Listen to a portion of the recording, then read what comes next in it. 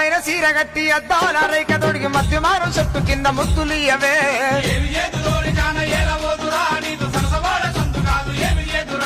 తెల్ల చీర కట్టుకొని మల్లె పూలు పెట్టుకొని మందకాడి కొత్తమంటే మనిషి చూసారా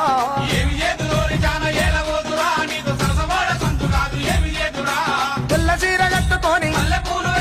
తెల్ల చీర